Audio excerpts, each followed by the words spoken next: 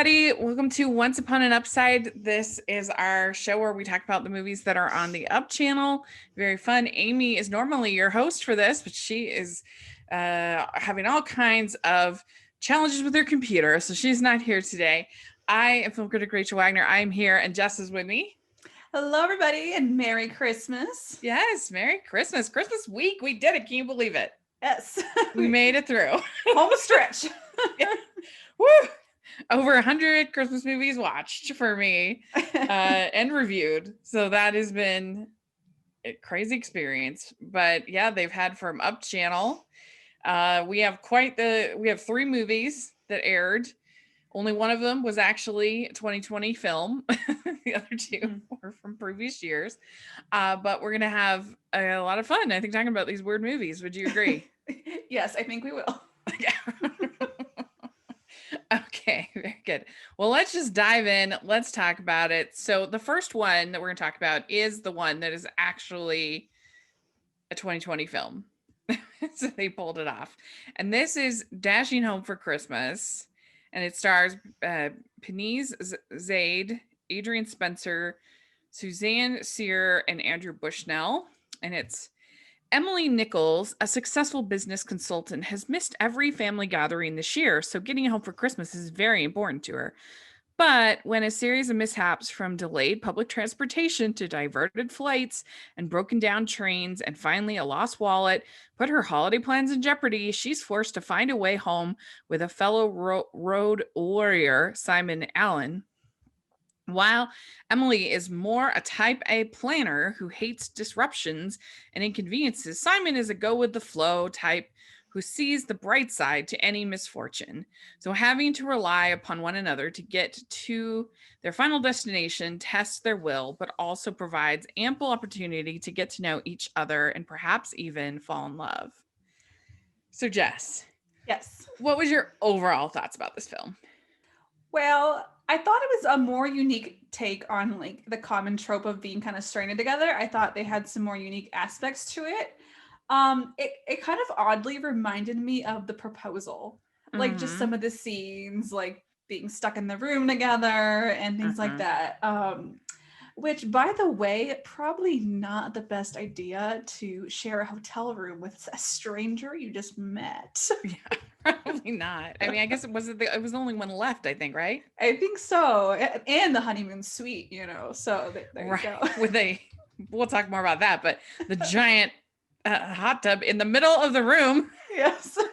So it was definitely interesting. And I also think it's funny that like an airport hotel has a honeymoon suite. Like we finished the wedding and we're like, we're gonna go stay at the airport Hilton, or whatever. Like, probably not high on the list. But yeah, I thought it was kind of sweet and funny. Although I did feel like the female lead, Emily, she was just a bit of a diva for too much of the movie and kind of annoyed me. But like they say in this summary that like, oh, they both need each other. False. She's completely dependent on him for everything. Yes. She doesn't have her wallet. If he wasn't super nice, then she'd be stuck with nothing. He's almost too nice. I know, he is almost too nice. And I think my favorite thing about this movie was his glasses. And every time he took off his glasses, I'm like, why are you taking off your glasses? That is your best attribute. He would like randomly take them on and off. And I'm like, what are you doing? Like, can you see with these or can you not see? Are they like are you near side? Are you far side? I don't understand. He was so cute with those glasses. Stop taking them off. He look way better. I mean, there have been a million kind of movies like this. Your Planes, Trains, and Automobiles, of course, is the dude version of it. And then you have lots of Hallmark variations. I mean, and even going all the way back to classic films, like it Happened One Night, where you've got the road trip rom-com kind of thing. And then in Hallmark, we have tons of them, like Christmas Detour is probably the most popular of all of them. But then the very first, most recently, the very first Time for Me, I think that was the first one. It's Time for Me or Time to You, I can't remember.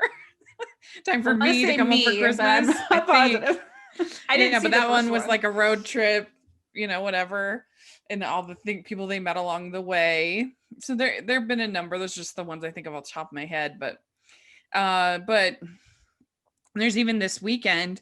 We will have seen it by the time this airs, but on Hallmark Channel, the Cross Country Christmas. That's basically what that one is, from what I've heard.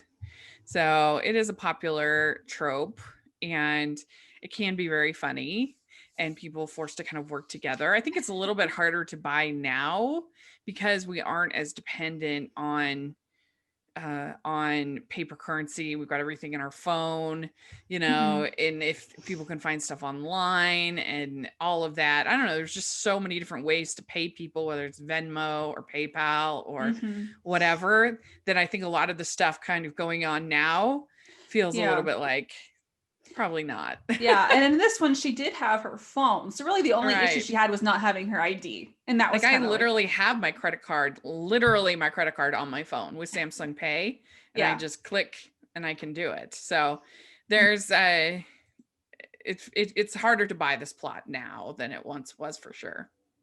Yeah. But my problem with her is I just thought she was kind of a brat. I was like, what is wrong with you?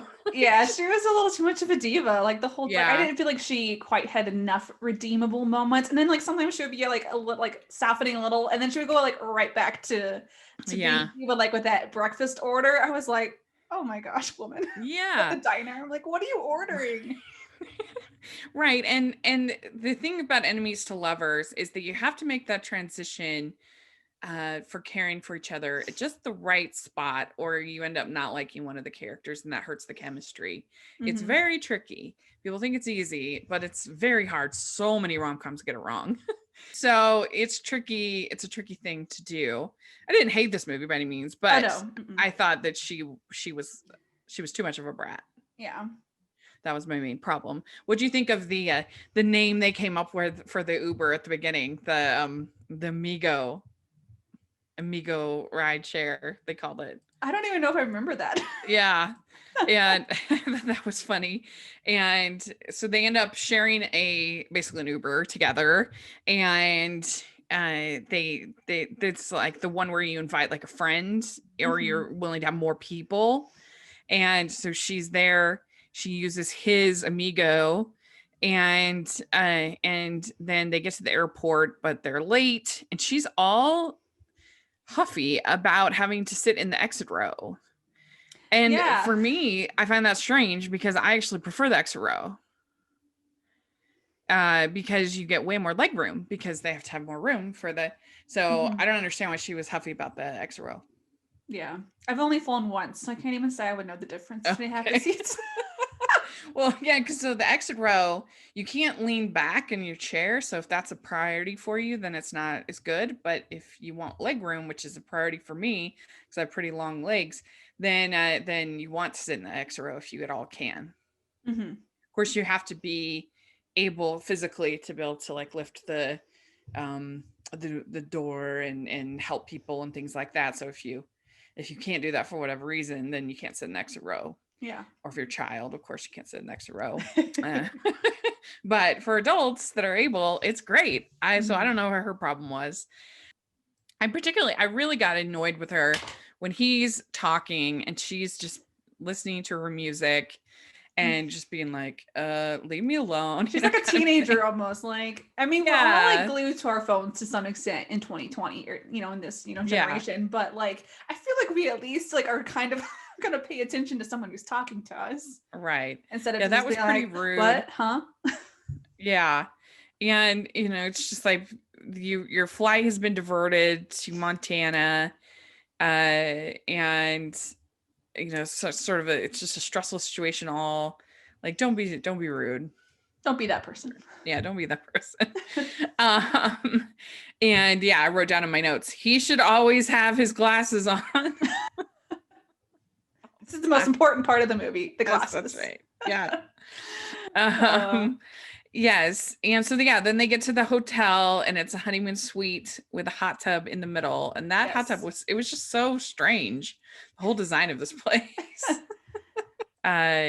She's taking a shower. He's in the hot tub, and there's just some strange scenes. And then he sleeps on the couch, she's in the bed, and he's telling her, don't worry about me because I'm going to be with my college friends, which I was immediately suspect of. Yeah. College friends? That sounds a little suspect. So then they get back to the airport, no flight. And all of the customer service people were pretty rude in this movie. Like, I understand that she's being kind of a brat, and also that's super stressful. Right. And still, though, they were pretty rude. Yeah, especially the one lady, you know, at the airport. Like, it's taking her sweet time. Like, oh, I got to get set up. Yeah. Take a sip of my coffee. And she can't get a rental car because she doesn't have a license because she lost her wallet. Which does make sense. Yeah. And so then they go on the road trip. They're driving and arguing about music. Which here's about the time in the script when they probably should have started to make that switch over from enemies to lovers, because they were just continuing to fight. But then they got a flat, and I was proud of her because she knew how to change the flat. She knew how to change the tire. Because if anybody listened to our recap of Dear Christmas, which I also enjoyed, that kind of annoyed me that Melissa Joan Hart, she didn't even try to change the flat. She was just like, she's not even going to make an attempt. I'm like, come on, MJ. Change the flat. But then, of course, Jason Priestley, Mr. Christmas, with his Christmas tow truck that had a hot cocoa station inside the truck. Oh, well, that's a whole new level of tow truck. Yeah, that's right. With toppings. I want to get picked up by that tow truck. I know. I think I need to get myself stranded somewhere. So then they miss the train. And so they're back staying at a hotel, but this time they're in separate rooms. Yes. And so they had to part ways. and they were both very, very reluctant about that. I know. So that was good. And he buys wine and cheese sandwiches, and they have their little nice time together. Talk about the Muppet movie, which is very good. So the one nice thing about being a fan of movies is that you always have something to talk about all the time. And I wouldn't recommend bringing up superhero movies or Star Wars because those cause conflict. But other than that, you can talk about everybody has movies that they like. And so, what do you like? Okay, let's talk about that. Yeah. Perfect. And it is amazing too how little it takes to form a bond with somebody, you know, that you think that it would need to be something important, but it can be like I've made so many friends from the fact that I am a fan of Survivor, which is just like, it's just a silly reality show. Like, why? But I don't know, you just start talking and you get to know each other, and it connects you, like and especially like for big shows, like I know, like I have like my friends in categories, like friends who get my friends references, or like friends who get my office references, you know. It's like, it's something that like it just connects you together in some strange way. That's true. It's true. You learn the vernacular, you learn the language. Yeah, language. Yeah, that's a very good point. I mean, we even do that with Hallmark, really. We've all become friends. Yeah, because of that. And and so then they decide to take the bus on Christmas Eve, and they sing the 12 Days of Christmas, which definitely kind of harkens back to It Happened One Night. There's this, I forget what song it is that they're singing. I think it might be Old Susanna. I can't remember. On It Happened One Night. I just watched it because we did it for Criterion Project not that long ago. But anyway, there's this whole thing where everybody on the bus is singing and everything. And then he gets so mad at her for taking this work call on Christmas Eve. He's so mad with her. He's like, well, why do you never listen? You're never going to change.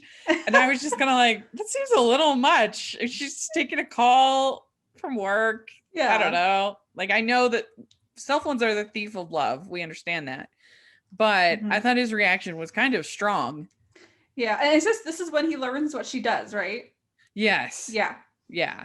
Yeah. What did you think of that? I thought the conflict in this one was like interesting to me. Yeah. I thought it was a little much. Like that it seemed a little extreme to me.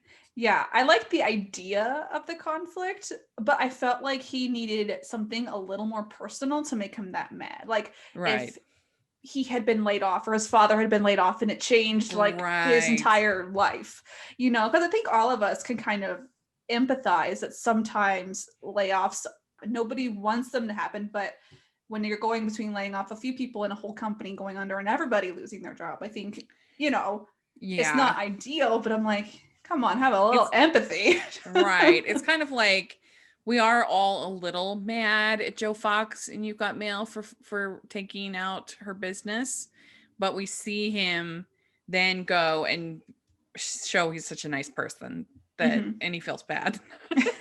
Or like half the movie. So Yeah. it makes up for it. But you kind of need that. I agree. That's true. Yeah.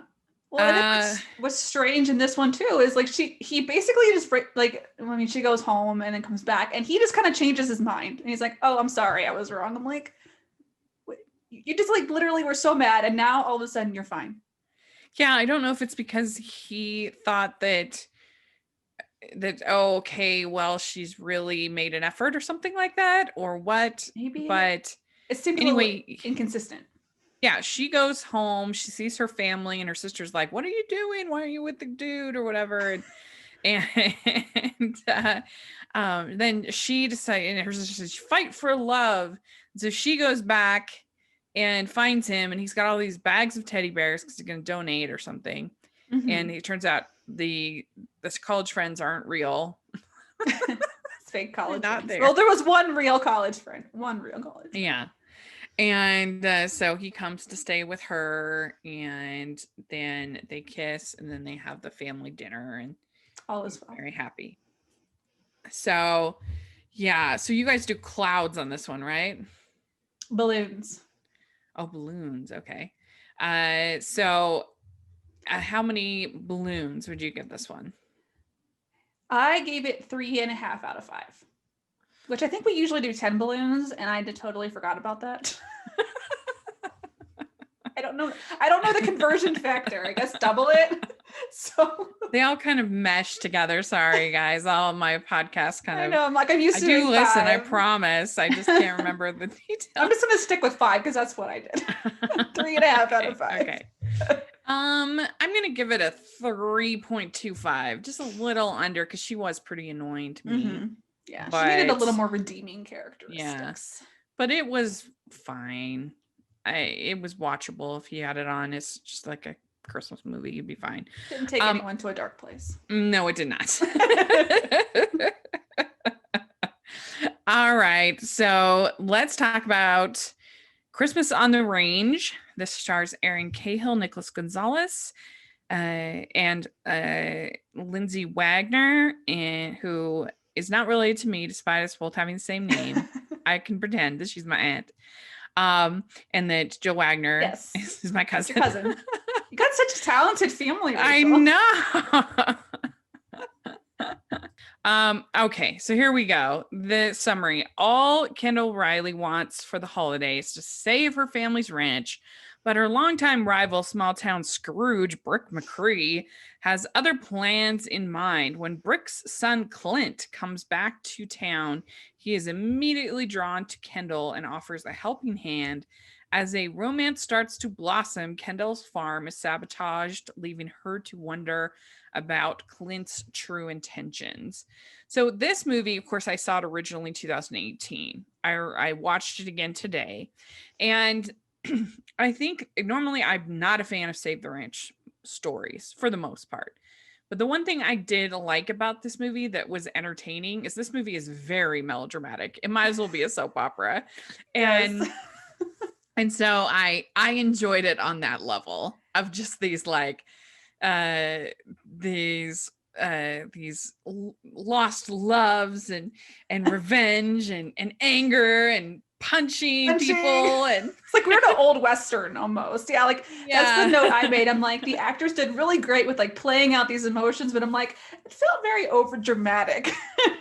Yeah, but sometimes I like that. I like a little melodrama that's a little, it was in the realm of, I thought, sort of camp almost. Like when something's kind of almost like a telenovela, you know, where it's like, how dare you? What are you doing? You are not the mother of my child. You know, that kind of like ridiculous nonsense. I kind of like that. And so I sort of had fun with this movie. I'm not going to tell you it's a good movie, but I do love Erin Cahill. She is great.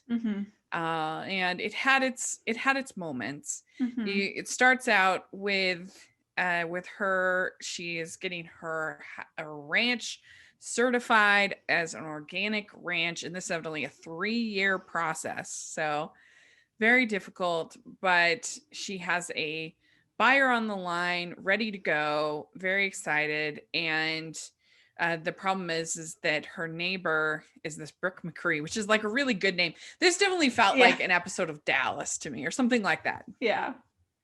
Brick McCree. He is a Scrooge. What did you think of him?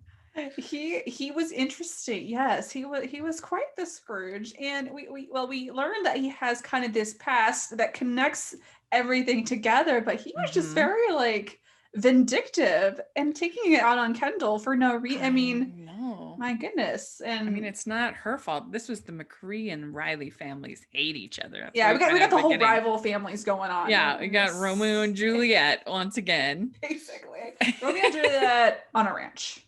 But it seemed like she was almost unfamiliar with Clint, which seemed weird to me. Yeah, because at least you had the feeling they knew each other's families. Yeah, you think you would have grown, literally neighbors. You would have grown up together. I did think that too, because he obviously went away from home, but I would have thought that would have been when he was like 18. Yeah. And so then it starts out, and you also have Lillian, which is Lindsay Wagner as Brooke's ex-wife. And I thought that her character was kind of written sort of strangely, that basically the big reveal is you find out that Brooke was engaged to Kendall's mother, and then she broke it off with him, probably because he's not a nice person. And then she ended up marrying Kendall's dad, and he was very, very bitter and upset about that. Well, Lillian ended up marrying Brooke, even though she knew he was in love with Kendall's mom. And I can't remember her name. I don't know if they ever told us. And she like knew that she wasn't going to be loved as much, and she was okay with that, I guess. I don't understand why, but that's the kind of thing that's fun in shows like this, that like lean into that, like, I don't know, the melodrama is fun. I think. Yeah. Anyway, and so then you also, the most over the top thing is that he's had his son come back into town because he has cancer, tells him he's going to die. And then it turns out he's been lying the whole time that his cancer is in remission, and that he just told it as a lie. And I was just like, that nobody, I mean, if anybody really did that, that would be like the meanest thing. Well, I was a little confused by that, because he said he'd only known for a week that his cancer was in remission. And I don't know if we ever got a sense of how long the family had been back. I'm like, well, maybe it's not like as horrible as it sounds. But like, you need, especially your child. I can understand maybe not wanting to tell your ex-wife, I guess, but not tell your child that you're not going to die. Like, he's keeping it close to the chest. He's no. I mean, this movie wasn't very Christmassy, very much. It did have, like, there was background Christmas lights. And the ball thing was like the most Christmassy thing I think about the movie was the cattleman's ball. Well, and you have Brick getting a Christmas tree finally at one point. And he's softening. Yeah. Yet he's still sabotaging Kendall, but he's softening in other, like, it was a little inconsistent. Yeah.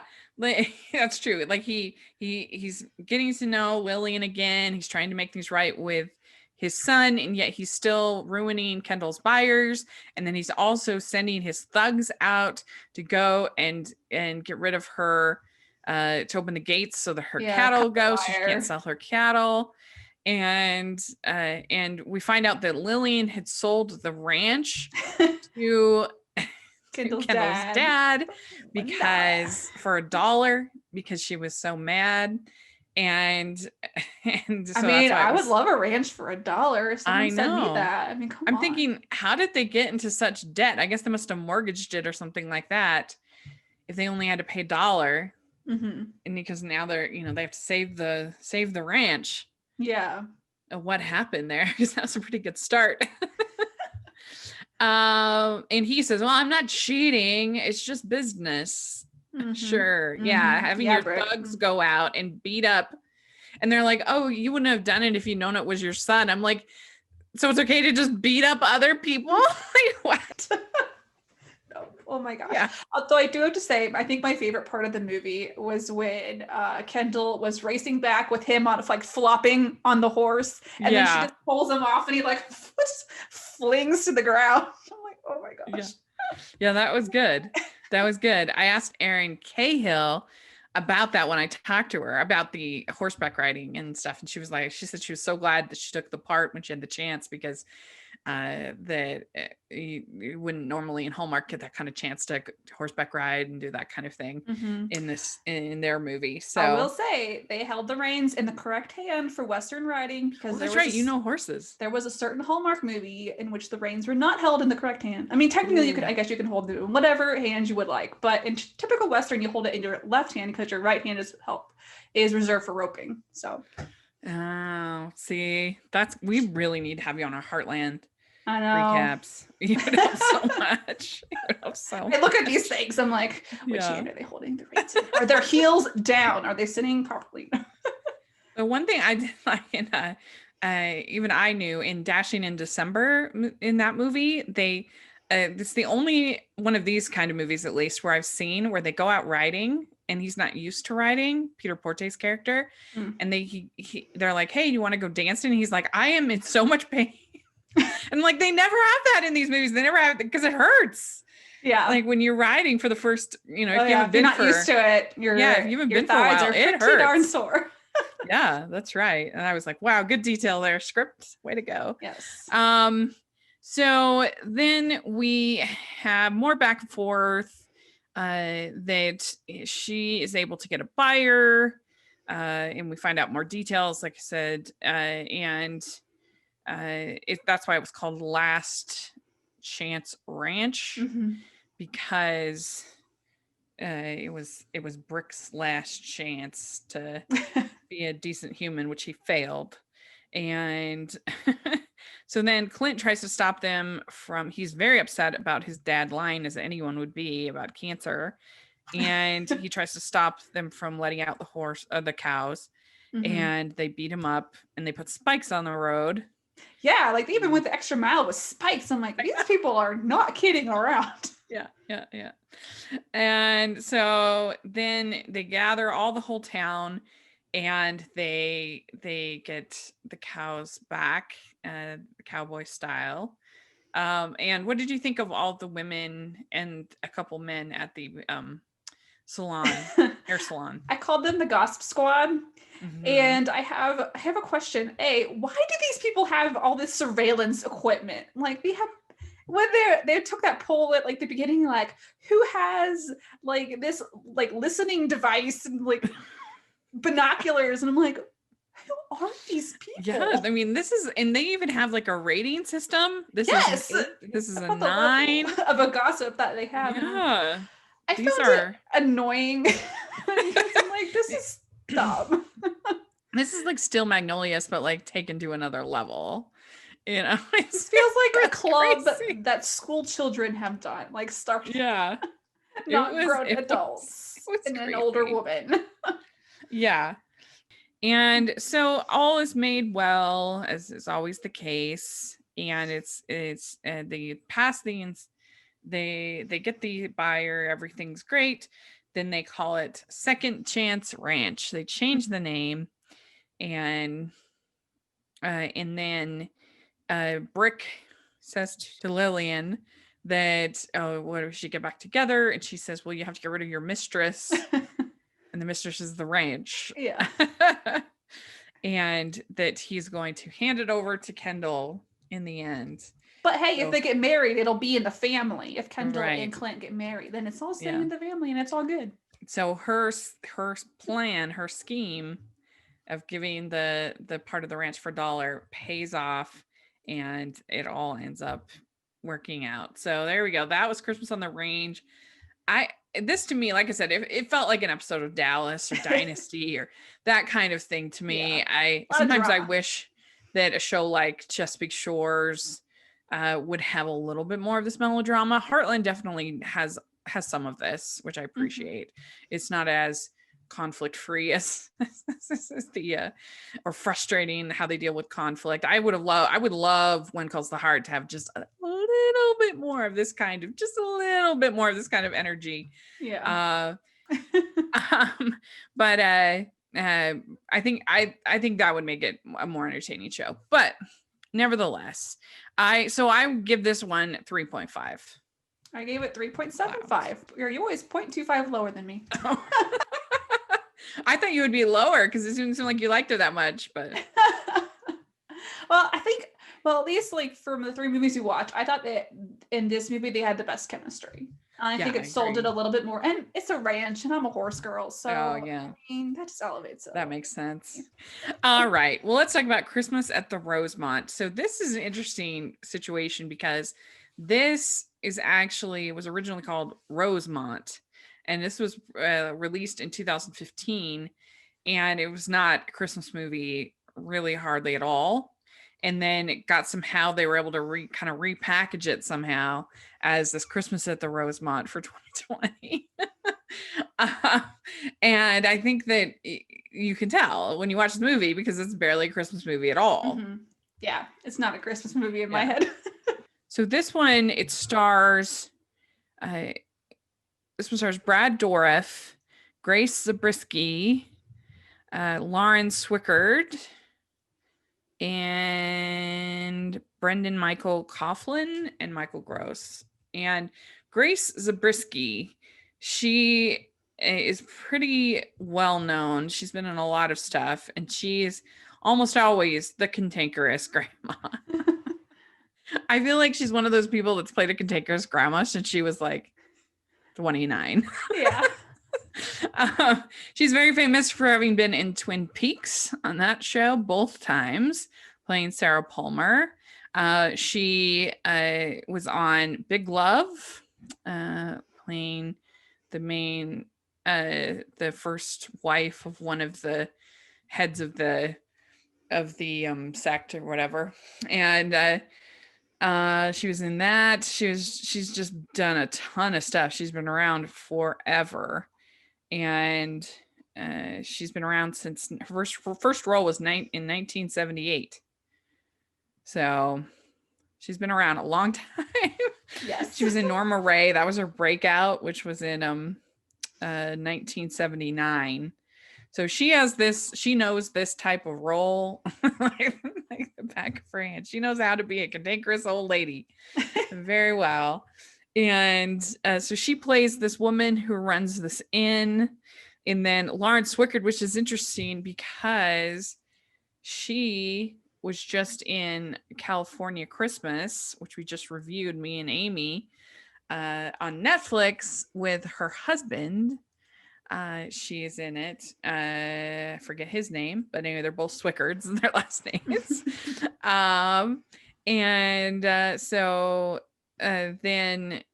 So anyway, they're people that we've seen in a lot of other stuff in this movie, basically, is what I'm trying to say. And of course, Michael Gross, he has a very small role in this movie. Michael Gross. Who he just plays the doctor. Oh, He's the just doctor. The doctor. Okay. And so it's kind of funny to see him so high on the credit sheet because he's only in like 2 scenes. But So, this movie, in a raging blizzard, 5 days before Christmas, two young people meet by chance. Lisa, 19, pregnant and scared, and Brad, a professional snowboarder, both want to make it over the mountains ahead of the storm. Brad to attend a party announcing his engagement, Lisa because she's desperate to get anywhere, so long as it's away from the mysterious circumstances she's running from. So these two actors, they play these, as it says, the people that are sharing a car. They end up getting stalled and going into this inn, and you have this curmudgeonly old lady. They're greeted by guns, if that paints the picture. And she doesn't want to take care of them, especially when she sees that the girl's so pregnant. But she does, because I don't know why, she just does, and it doesn't really explain. And she does, and turns out there's all kinds of connections which end up coming forth through the stay. And overall, what did you think about this film? I enjoyed the mystery. Like, it was a very mysterious film. It kind of had that more like dark gothic vibe to it. And definitely edgier than most of the Christmas movies that we see. I still would not call this a Christmas movie. No. I would just call it a drama. But yeah, it's not a Christmas movie at all. It just called Rosemont as it was originally aired. Yeah, I think that would have worked a lot better. Yeah. It kind of marketed it different than what it was. And I didn't really feel the romance between the two leads, because I didn't feel like they had any moments. Like, it just like, oh, we're in love. I'm like, okay. Because it was all like trauma, right? It's kind of like people that meet in a airplane crash or something like that. Like, you're always kind of like, be careful there. Yeah. It was kind of that same thing. There was no like cute moments at all to kind of bond or laugh or that you want in a pairing sometimes. And yeah, this movie could have easily been a horror movie for sure. It was very close. And mature content. So just for anyone who maybe has not seen it and thinking about watching it, it's more mature than what you might see in Hallmark for sure. With some of the themes and the topics, and we got like suicide. Yeah, you might maybe see some of this in like Hallmark drama, maybe over there. They have some older stuff and things like that, but yeah, it's more on the level of like Touched by an Angel or that kind of level of content. So it's not like bad or anything, but it definitely, it's not like not terrible, but like not what I think most people would like. It's not a cozy Christmas film. Well, and so she had this relationship with this older man. How old was he? Did you catch that? I couldn't understand I listened to it twice and I still did not. He was her teacher, is that right? I don't think they ever. I don't know if they said. I couldn't hear what the age was though. I'm like, did they say 45? He was older. He definitely. I forget if they said 45, but he was definitely older.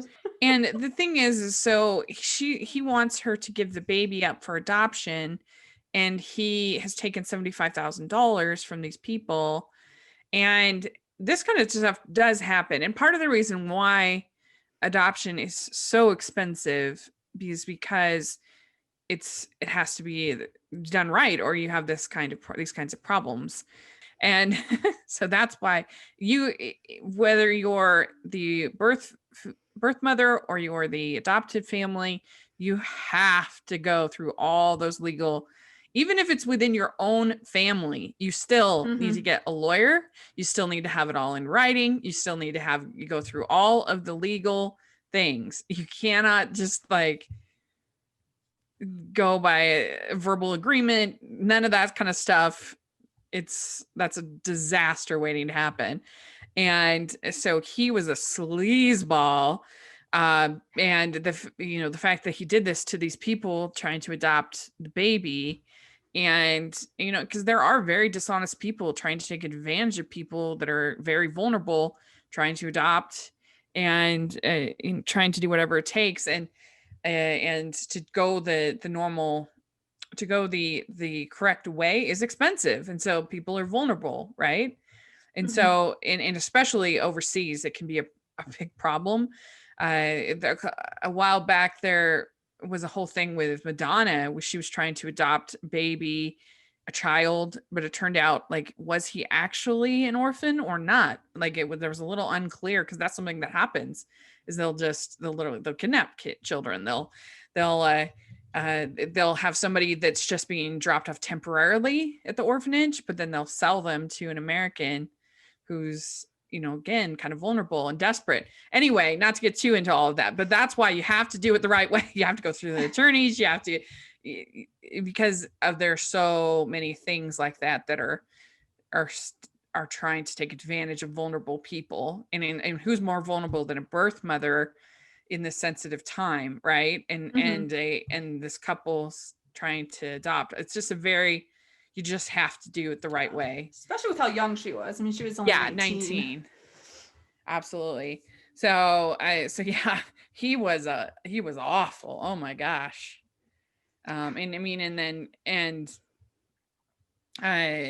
And Grace Zabriskie showed him what's what. He deserved it. Yeah, she's pulling him out by his coat over his head like he's a 19-year-old boy or something. Yeah. He's like, I'll show you the end of my gun. Get out of here. If I ever see you again. Oh. But what did you think of that bizarre sequence? I understand she's Grace Zabriskie. I get it. But that bizarre sequence where she is hitting the teenagers with a wooden spoon. That was weird. I will spanking agree. them. It was so weird. I was like, what okay. This is very yeah, I didn't think that needed to be there at all. Oh, it was so weird. And she just kept going. Like, it was just like, whack, next one, whack, next one. Yeah. Like, what are you doing? So then she goes into labor, and they have like a book, and they're like reading from the book. Like, that was kind of comical, I thought. Well, yeah, with reading from the book. Okay, here's how we're gonna do this. So they're just got the turkey baster. Oh, I was like, oh my gosh. I would be like, I'd be screaming. That was what's going on. Like I said, this could have easily been a horror movie. Yeah. And parts of it were. So Grace Zabriskie is super bitter because her child, I lost whether it was a son or a daughter of hers. That it was her daughter. Yeah. So there was that she was upset with. The daughter went off and was engaged, I think. And then they got in a car accident. Then there was a child. They got in a plane accident. Yeah, it was a plane crash. Plane crash. And I guess there were reports of like the animals eating the people. I think they found the bodies, but not the baby. And so they assumed that animals had taken the baby like back to their den. So this is some grisly stuff. Sorry about that. I'm going to put a little warning at the beginning of this podcast. But anyway, and so she starts to figure out that when they find out that Lisa is adopted, they find out that it was a week. She was born in a hospital a week before the baby was then found, or she was adopted a week after, whatever, any week. And so she thinks, wow, that's awfully a coincidence. So what if this is the baby that was lost? Yeah. And I kind of wish with that storyline, I feel like they kind of gave away their hand too soon. I kind of wish it had come out a little more out of left field because it wasn't a surprise. Like, I felt like as soon as she told the story, I was like, oh, Lisa's her granddaughter. Pretty much as soon as you find out somebody is adopted in one of these movies, you can almost guarantee that somebody in the lost relation. Somebody else will be the birth mother in the movie. And I feel like they played their hand. I'm like, I wanted them to drag that mystery a little longer, like just smaller things about why this woman keeps looking at Lisa weird, or why she had such a visible reaction to seeing her. I wish they had dragged that a little longer. Yeah. And Michael Gross, he's the doctor. He doesn't really even have a character. He's just kind of in and out to provide medical care. Yeah, he barely needed to be there. Yeah, the fact that he's way prominent on the poster, I'm like, he's really not. I mean, I love Michael Gross, but still. And then the Brad snowboarder guy, first of all, he's like, you should have a half pipe in this, you should, it would be the snowboarder's dream, this inn. And I don't know why it made me laugh. And then he goes down to the wine cellar and he's like, you will have a super expensive wine. He Who knows knew a that lot about snowboarding and about wines. Yeah, that's right. Very, who knew very Brad odd the things to know snowboarder? about together. Yeah. Who knew Brad the snowboarder was such a connoisseur of wine? He's like, this is what we're drinking is worth $3,000 right now. And they figure out that they could sell all of this wine and it would be worth $150,000. And so that would be enough to kind of get things going. And they end up setting up a Christmas tree at the inn. And that's about all. We don't even see her decorated or anything. We just know that she's slightly less of a grumpy old lady by the end. And yeah, that was basically, they reveal that she's the granddaughter.